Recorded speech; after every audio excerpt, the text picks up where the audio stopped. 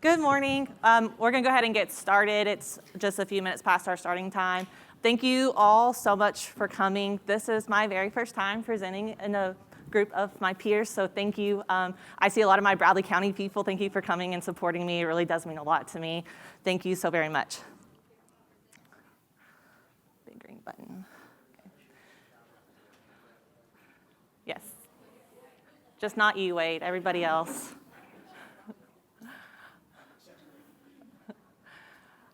So today, just a little quick overview. I want to talk about some of the things that I've done in my classroom this year. A little bit, most of it has been brand new to me this year.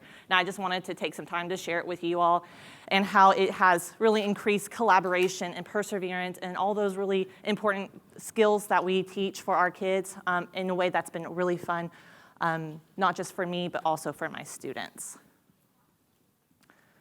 Technology integration in education is not an option, it is a necessity. It enables learners to access, process, and share information faster, thus increasing their engagement and motivation to learn.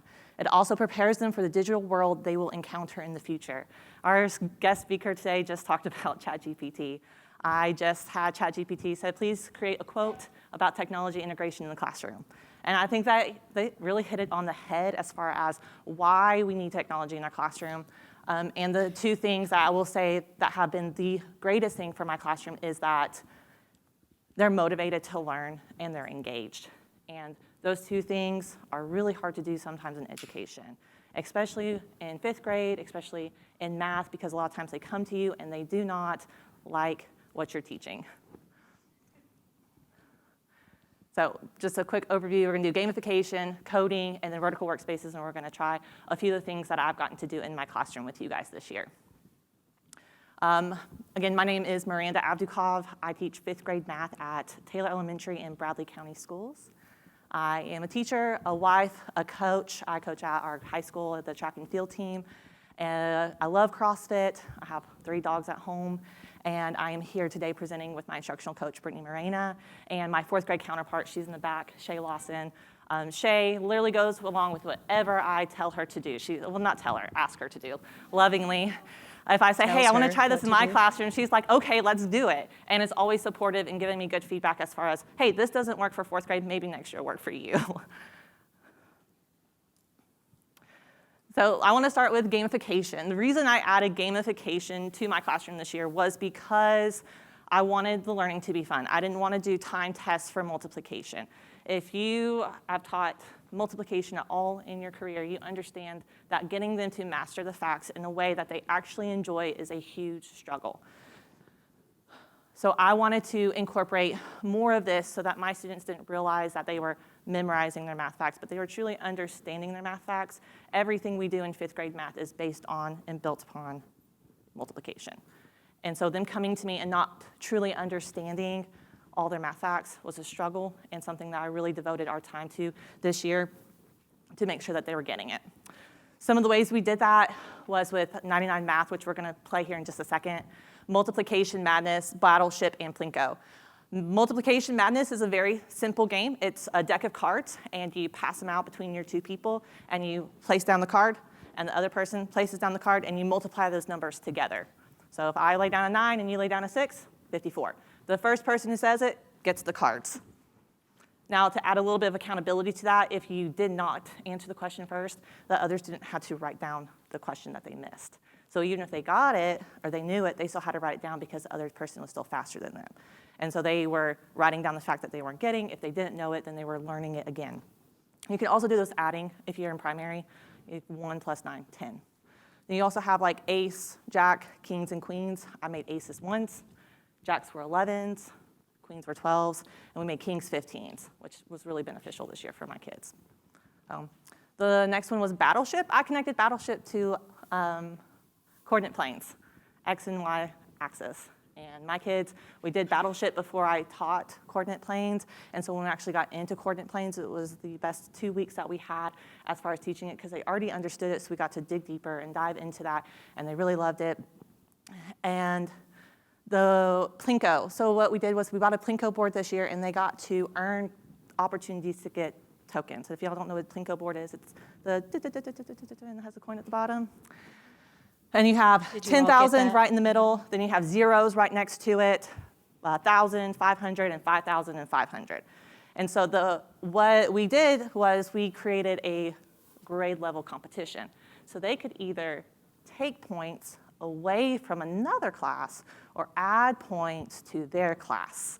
And it got a little feisty there for a little while. But they really enjoyed it, and it really brought the classes together as, oh, hey, we need to take these points from them. Oh, hey, if we got 10,000 points, we're going to keep those, but we're going to take 5,000 points away. So even on for those kids that have that lower level skill of needing to add and subtract across zeros, there it was. They were having to add and subtract. Some of them were doing it mentally, and it helped build those skills that they were already missing. The last one, and my absolute favorite gamification that we use is called 99 Math. 99 Math is from K all the way up through 6th grade. It's a free website, free. You go in, you add in your class, your grade, and it has all the skills that you could possibly need for them to practice. Not only does it make it into a competition, but then also has individual practice. Will you go ahead and pull it up? So today, if you'll get your phones out and type in 99math.com, and you'll hit join, and you'll type in this code for me. You have to have a minimum of 3 people to play. And the reason that I really liked 99 Math was because not all kids like competition. Not all of them thrive in competition. Not something I truly understand because I am the most competitive person you will ever meet. But I do have some kids who are like, Miss A, I'm never going to win. I'm never going to win. And they started feeling bad about that. 99 Math celebrates not only the kids that are answering quickly, they're also going to celebrate the kids who are most improved. So from one round to the next, which kids answered more and did better. Then it also recognizes accuracy. They can know their math facts, but if they're not getting it right inside the problem, then they can still miss it. You might have to refresh the page. If the code sits up there too long, it may not go. Yeah. So you can see to the left all the different, go up to the math facts right there, multiplication. But all of these are different ones that you can pick and do individual or practice. And then multiplication tables. Yep. And then play live. And then scroll down to hit 3 minutes. And then change to, and hit next. So I usually start with 99 Math, the very first thing in my classroom. Let's try this code. Yes. As our fluency. So they come in, they get on their computers, and we do 5 minutes of multiplication practice. We keep track of how many they get through the week, and then we plot it on a chart so that they can see how they're doing, how many they answered versus their accuracy. Okay.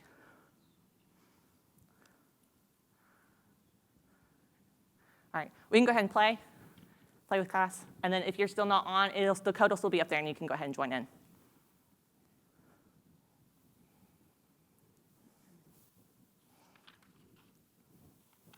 Miranda, our online friends can join as well, right? Yes.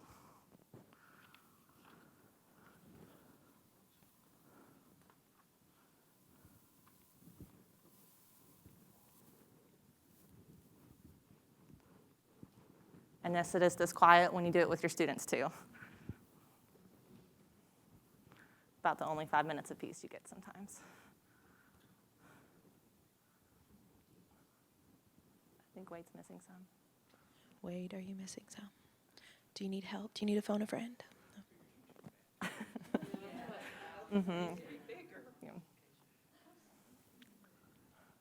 Probably works a little bit better on the Chromebooks. Yes, but Got their phones are keypads always an and- option, so.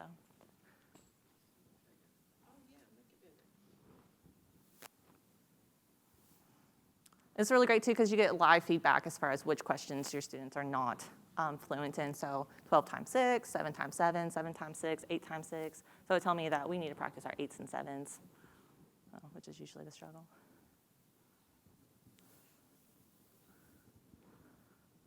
So the 12s are rough too. Y'all are killing it.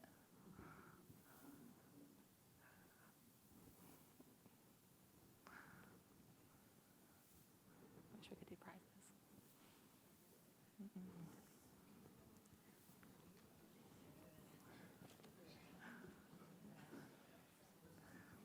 Ooh, I see you, girl. Yeah. So you can see that we were 95% accurate And we'll go ahead and go to the next round. After the next round, you'll see that it celebrates accuracy. It also celebrates most improved. The one thing I do want to say about most improved is, especially in 4th and 5th grade, they have figured it out. Oh, I don't have to try so hard on the first round, and I can go really good on the second round, and then if you reward that. So really, I focus more on my kids who are really, truly improving. And if they're up on the board, then I tend to reward them instead of my higher kids who do know their math facts and decide that they don't want to try.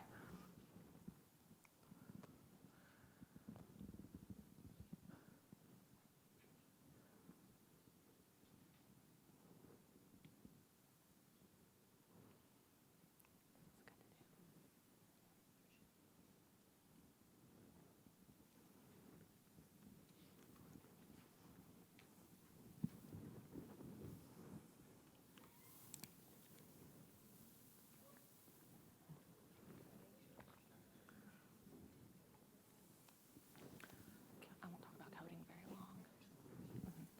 I'm not talking too fast.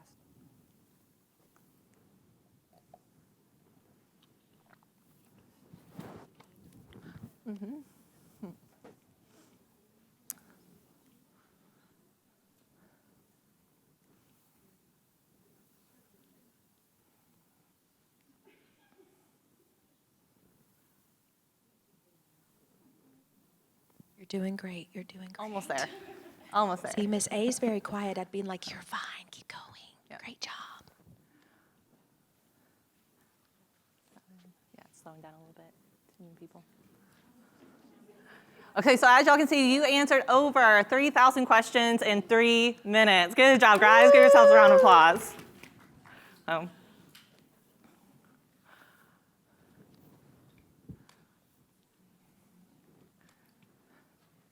You might have to hit refresh. Sometimes you might have to hit refresh. It'll just still generate it.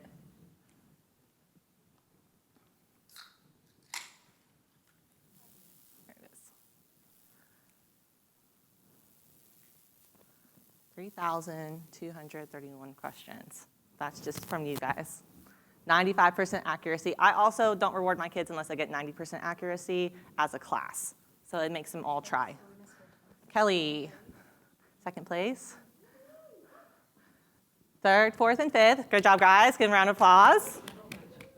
So most improved. So you went up for 20 positions from the first round. 11 positions. And then 100% accuracy. So this is, again, great job, BA. I just wanted to make sure that you got to see this because, again, some kids don't like competition. They don't feel like they want to try because they can't win, but there's still ways to have them be recognized and the 100% accuracy and the most improved. And that shows that the effort that they're trying, and then they still want to get better, even if they don't feel like they can win. So.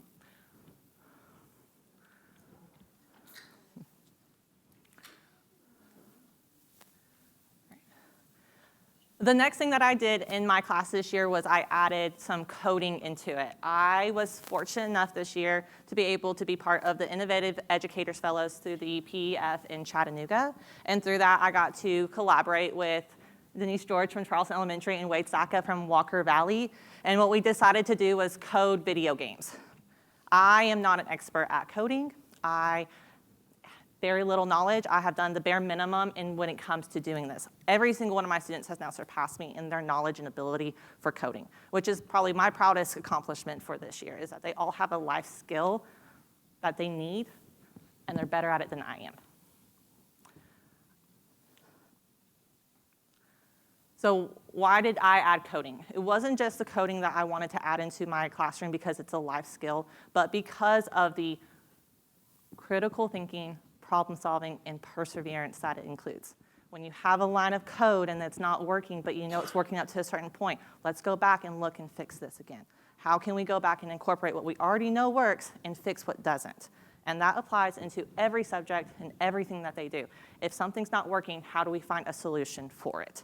And it changed the atmosphere completely of my classroom. It went into science, it went into ELA, and the collaboration that my students had, not just from coding, but from the other things that we've done this year, allowed my kids to be able to go and learn better from each other and facilitate those conversations and ask those deep questions better than I could have ever expected from them. We did do the video games, and we did it through a grant. If you got to come to the session yesterday, it was really, really good. But basically, they coded games on a Microsoft Make code, and then they uploaded onto these little handheld video games. And Wade's group came from Walker Valley and coded with our kids. They had great, deep conversations, not only from the high school level, but from the elementary level. They were asking questions, how do I do this, how do I do that? And then the collaboration and the leadership that the Walker Valley students showed was really good for my students. Like, okay, I want to do good, I want to be better, I want to impress these people. So, all right, next. Yes, Microsoft Make code. Game goes. Game goes. Game goes. Yes, so you upload on Microsoft Make code, there's an arcade button, and it has all sorts of different games and skill maps that they can do. It's all free, again, I like free. And then we got Game Goes, and they were able to download their game from the Microsoft Make code into the handheld device. Can you spell Game Go, like game go. Gamego? Yes. Game. And I do have a resource page at the end that you'll be able to scan, and all the information I'm talking about is on there. Oh, also, I got a grant through TVA, and I was able to buy Spiro Indie cards, which is screenless coding. So if you're like, oh, 5th grade, 4th grade, I don't want to do games, screenless coding is a really great way to introduce coding too. I actually had my teachers create loops with these. It's basically a little cart, and if y'all come to the next session for the Chattanooga PDF Innovation Hub, we actually have those with us today, and you'll get to see them. Basically, it's these little cars right here. Oh. It's these little cars right here that read color, and the different color pads tell it what to do. So they had to create a loop that would go around, and then they also had to, once they figured out what each color did, they had to use all the colors except for the red, which was the stop. And so my teachers got to see how can we incorporate this type of thing that's not on the computer into every subject that we have, and we had some really good conversations with that also. All right. Our next one was vertical workspaces, building thinking classrooms. This is a big push in our county this year, and I absolutely have loved doing this. So I'm gonna let Brittany talk a little bit more about that. Hi, I'm Brittany. I'm the instructional coach at Taylor. First, I want to say how proud I am of Miranda and Shay. They have been so willing, both of them, because as much as she says, Shay Lawson will jump and do anything, she will jump and try anything as well. And so we really got behind this concept. Peter, and let me say his name, and if I butcher it, I'm so sorry. Lil Jadal is how we think we say it. If you have not read this book, it is a lot. It is a lot to process. We have read it. I have read it once all the way through, and I'm still processing. So we are not experts in this book, but we are dabbling. And so one thing we dabbled with was our vertical non-permanent workspaces. And the concept is the students are always broken up into randomized groups. You can learn more about that. I know there's a lot of sometimes fear from teachers because little Johnny cannot be with little Susie because they fight and argue all the time. But every one of my teachers in that school that has tried this and had that same concern has done a fantastic job and has said, they blew me away. They worked together so well. I couldn't believe they didn't pitch a fit, and because they are engaged in their learning at all times. You have to set up rules and expectations, but you put them into randomized groups, which a lot of you have cards in here that we're going to try one, okay? And the concept is, and forgive us, we wish we had whiteboards. I'm going to plug them. Whitebooks, excuse me. They're called Whitebook. It's a great company, and it has these, but they're all whiteboards, and the concept is that the kids can erase them and keep working. So forgive us today because these are it's just paper, but you want to have some sort of surface that they can erase. And the research proves when they're standing up, when they have a chance to think, to erase, to try again, to talk and collaborate with each other. So K through 2, groups of 2. K 3 through 5, groups of 3, 4 max, but he recommends about 3 people per group. And then what we do is we break you into groups and you solve a task. We are very much pro task-based exploration and share and discuss. And so you guys are going to have a task up here, and you've been broken off into groups, and you're going to use this paper, pretend that it's erasable. Don't worry about scratching things out if you want to. The idea is to collaborate together and come up up with a solution to the problem. And so, go ahead. We'll talk about how I've implemented this in my classroom after we do the task, because I know, like, how do you do this? How do you have the room? How do you have the space? And we'll talk about that. But if you have a card, each piece of paper up has where you're going. And that's something important to set up too beforehand. I will come around and give y'all markers. If you have the marker, you're not allowed to talk. So if You have to write the other people's talk. thinking down. If you do not have a card, please go and join a group of your choosing. Okay. Now the randomized process is through the cards. As you can see, I have these from Five Below, which are jumbo playing sushi cards, which our primary grades love. I also have gummy bear ones. They like to play these. They also, if you do multiplication madness, they love the big cards. The next one is the game Taco Cat Goat Cheese Pizza. I've never actually played the game. I've just gotten the cards for this particular moment. They also have Christmas ones. So if you want to be festive in December, or November and December, sometimes January, they also have Christmas ones that are really fun to use also. So if you will, Target. There's lots of way to randomize. We've had classrooms use spinners. The cards are super quick and especially departmentalized. You pass them out as they're coming right into your classroom and they're set. Shay Lawson has these cute little people and they're different colors and she hands them out. It doesn't really matter as long as it's randomized and kids are in groups of 2 or 3. I really love the meeples. That's what those are right there. Meeples. So if you do not have a group, please feel free to join one. Of course, try to go a little bit random outside of the people that you would normally work with, and feel free to contribute, even though the practice and the process would be 3 kids or 2 kids. I want everybody to be able to experience it. So we're gonna take about, 5 minutes to do this. The task is up on the board. So taco, cheese, pizza, goat, cat's in the back, ace is in the back, queen is on this side, and jack is right over here. Hi. Oh, yes. If you need a marker, we will gladly. You just need 1 marker for One the marker group. per group. 1 marker per group. If you are online, feel free to chat with each other. You can work independently. However you want to navigate this online. Jack. So I think you're up here. Do y'all have a card? Do y'all have a marker? Do you have a marker? Marker. Do y'all have a marker? Thank you. Hi. Yes. If it doesn't work, let me know. So, Miss A, are you going to start a timer or did you already start? Or you can pass it to somebody else and do the talking. You can do pictures. have a You marker? can do all kinds of things. Hi. Thank you.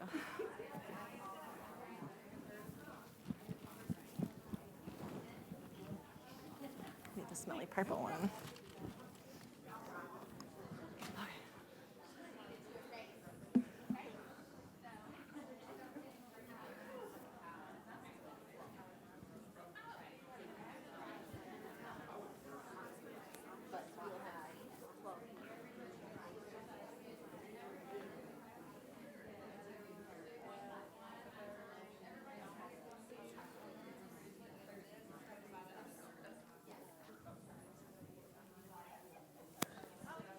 So as you are working, the teacher will walk around and prompt with assessing and advancing questions. So we'll say that everybody wants, you get the same amount of icing and not icing.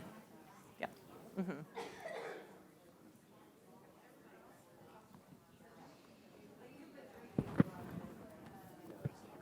Oh, yes, absolutely.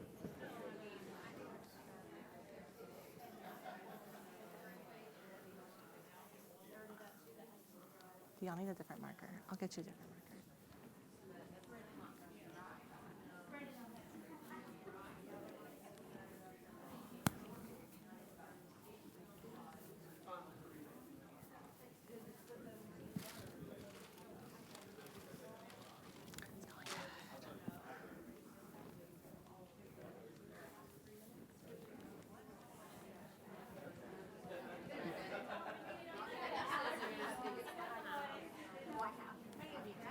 Hi. That would give us more.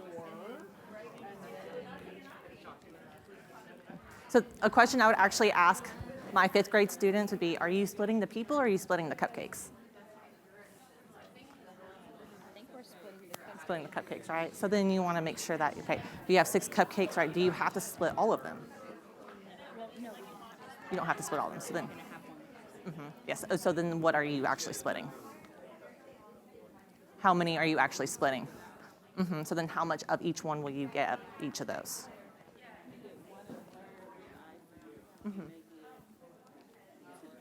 You have about 2 minutes, about Great 2 job. minutes.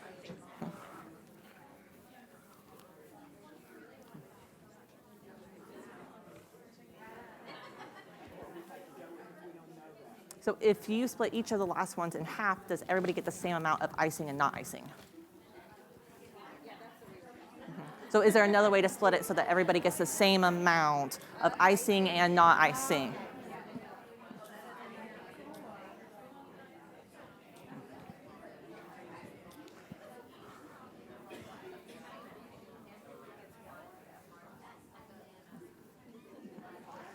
Okay, so here's my question for you. Why is it that you decided not to split the big cupcake, the original icing one? 1 minute, 1 minute remaining. So what if somebody didn't like icing? How would you split it then? Get what you get, don't hit your fit. Yeah. Just scrape it off. Let somebody else lick it and then hand it to them. Yes. Here. Yes. Can you draw me a picture to show your model, to show your answer? So, hey, just remember that if you are drawing, right, you're not writing your own thinking down. You have to write down somebody else's thinking. And you can't talk. So somebody else has to be writing, you're writing down somebody else's picture. You ready? 1 more minute.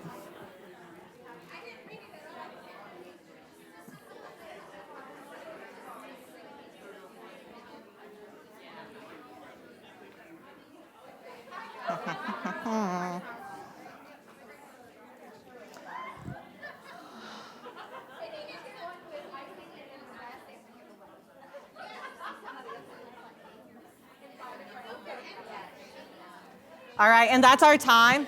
All right, time. If you'll freeze where you are and come back to us in 3, 2, 1. You can hang onto your cards. You can stay with your group for just a second. So what I would like for you to do is, if you can, kind of go and look at somebody else's, okay? The reason we do this is so that you can compare what your work was versus what somebody else did. Try to find something that they did different from you and something that you did or didn't like, okay? So Yep. go ahead and What go did and look they at do somebody else's, look different? at a different group. What is something you liked? What is something you have a question about? I can take a card. You can just do a little gallery walk. Yes.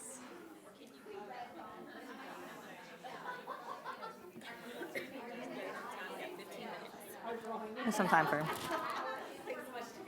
You can bring us your cards and markers if you pass us. Don't feel like you have to rush up here. Thank you.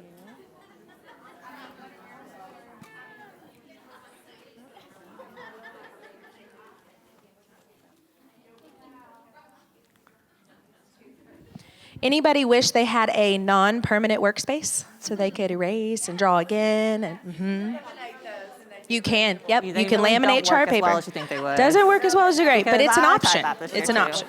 Laminating the big poster papers. Oh, yeah, no. It doesn't matter, just put them there. Yeah. Still an option. Wipe books. Well, we've been only using them for like 2 years, and the teacher that I know that got a pack last year, hers are still fine. So, yeah, painter's tape. Painter's tape. I don't know how much they are, but let me plug a little something else. They do giveaways every week. You can go to their Twitter or go to any of their social media. You put in your email, what school you work at, what your role is, and they give away. Actually, our math director won for the first time. I was telling her about it, and she got on, and I tagged her in it, and she won a pack. And so that's how we kind of got invested in them a little bit. Wipe books.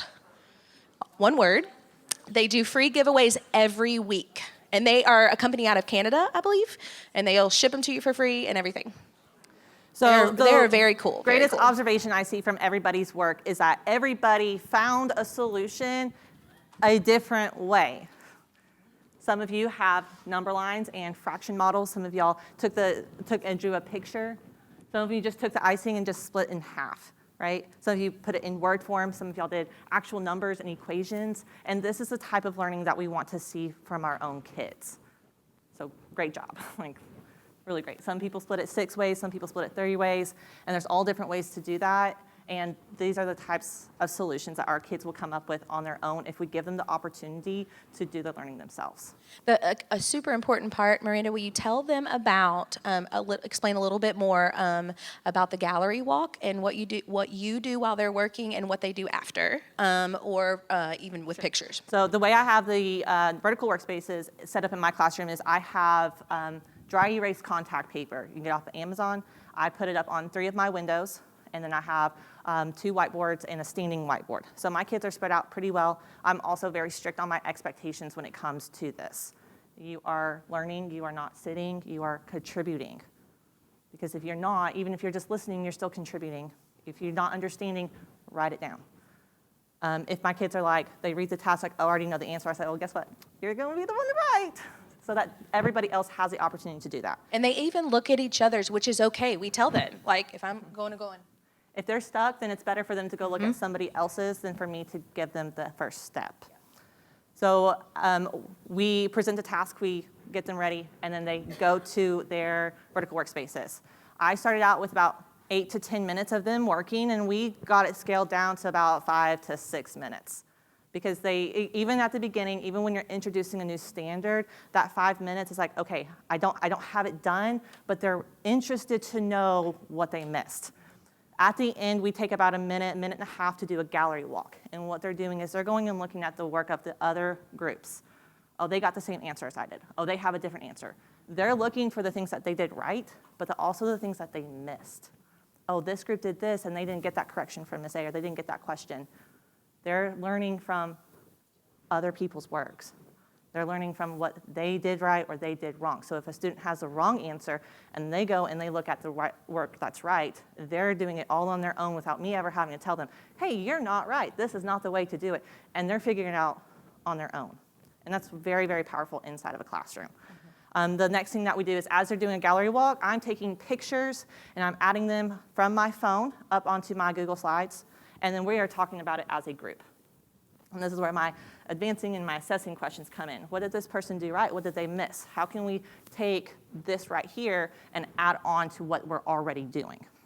And we show a group, and it's anonymous. We don't say, this is Brittany's group. Brittany, tell us all about it. No, because that shares her thinking, right? So they get to see different examples, and we say, what did this person do? What do you notice about this? What's the connection between this one and this one?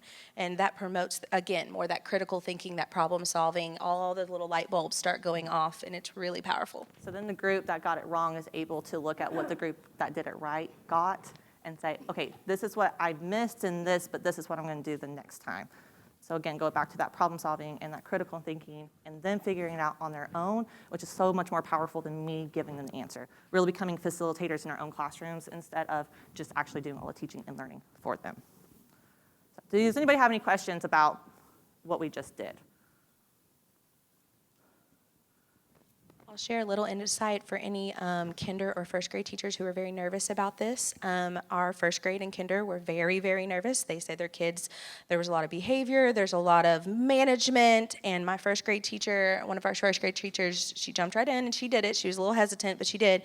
And she said, you know, Brittany, she said, our kids actually came back and while they were working were much more well-behaved.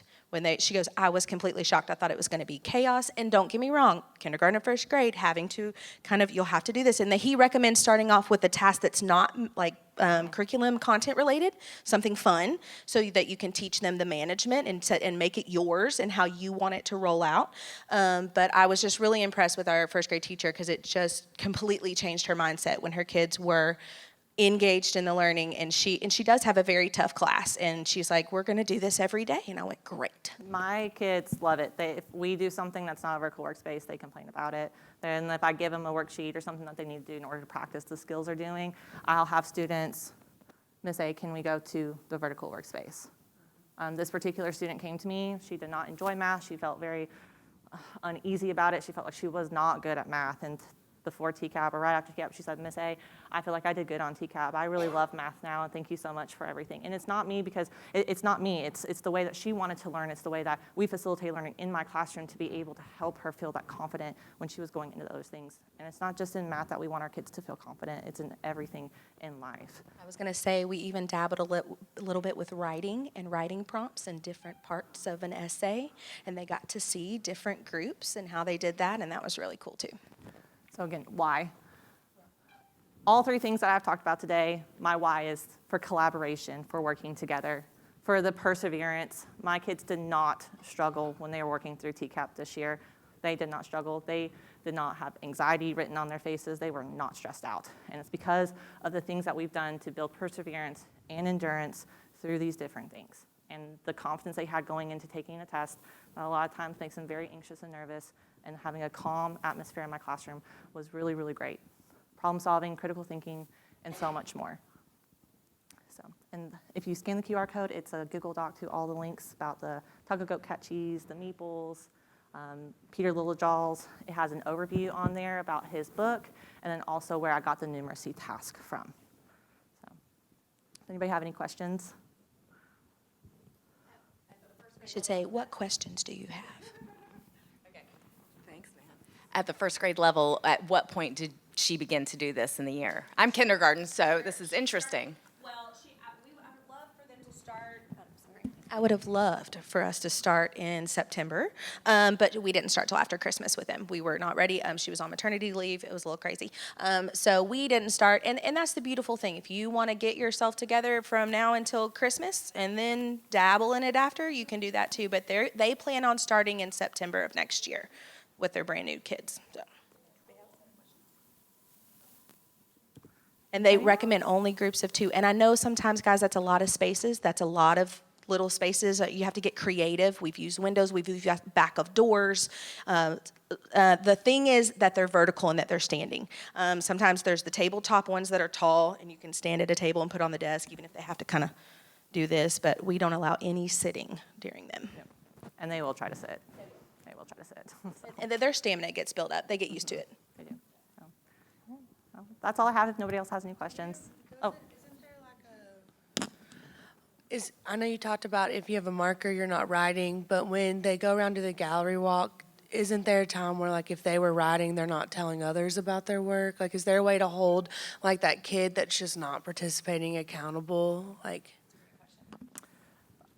We kind of had them do, like, one thing that they saw in another person's, and everybody was required to be able to answer this question after our gallery walk. It's one thing they saw that they didn't do and one thing they saw that they liked. So what did a group do differently than what I did? And so they were going searching for those things. And they were also searching for, okay, they used a number line and we used a picture. I like that they used a number line. How can I do that next time? So it held them accountable because no matter, I would pick randomly. If I didn't feel like they were working, I was like, okay, so what did you notice in the different groups? And then they had to tell me. Or I said, well, who wants to share what they saw? And the kids who didn't necessarily participate in the actual task part, they were able to explain the other parts to it. And sometimes you just have to. So we hold super high expectations. Everybody has to talk, and everybody has to participate. Everybody has to have something to say. But also, I think that one thing that makes it really great is that sometimes when kids are struggling and they're panicked being in groups, because who hates group work? Anybody hate group work? I'm one of those. I hate group work. So we give that kid the pen, and they get to hear the thought process of the other two, and they're writing and scribing, and that's been pretty powerful too. Just for our online friends. So just to understand and make sure I'm getting right, you do this every day. The groups are roughly 3-ish kids, I did about 3 days a week. 3 days a week. recommends every day, but you can manage it however. It's, for me personally, trying to do as much as we do in our classroom, Yes. it wasn't reasonable for me to do it every day. Now, my kids would do it every day if I let them, but it takes some time to get used to it and some planning, having your questioning ready to go. Because you have some kids that will go immediately finish, and then you have to challenge them to be able to continue on during that time. And so it does take some preparation to be able to get that and get it down. So I would say I do it about 3 days a week in my classroom, and then we sit and we practice the skill that they've already done. And that way it allows me to see who is getting it and who's not getting it in that small group time. And that way we can really hit those points. And then too, if they want to go to a vertical workspace while they're doing something in a small group or individual time, they're allowed to do that. So it's not like they're off limits. If they want to go to a vertical workspace, they can, but it may not be facilitated in the same way. And about how long do you take those 3 days a week to do the entire process? I know it's more in the beginning. Yeah. I can imagine it's probably a 30-minute process in the beginning. I try not to spend more than 30 minutes on it. We talk about the task, they go and they do the task, then we do our gallery walk and we put up the pictures and we talk about it. And then they usually have an exit ticket, and then we do name that error, which is just something, we pull up and they try to find the error that I made personally, and we end up on an exit ticket. So I try to not make it like a huge part of the class, but just something that they're up and moving consistently and going through. So, but like 3 days a week, no more than, like the whole process is no more than 30 minutes. Yeah. First of all, thank you so much for presenting on this. We love Peter. We don't know how to say his last name, so good job with that. We've all read the book right through here. And our school uses it K6, and I think most people use it every day. That's awesome. And then I like to use it in multiple subjects because I love the vertical board. So, Thank you. Thank you for sharing. Anybody else on the microphone?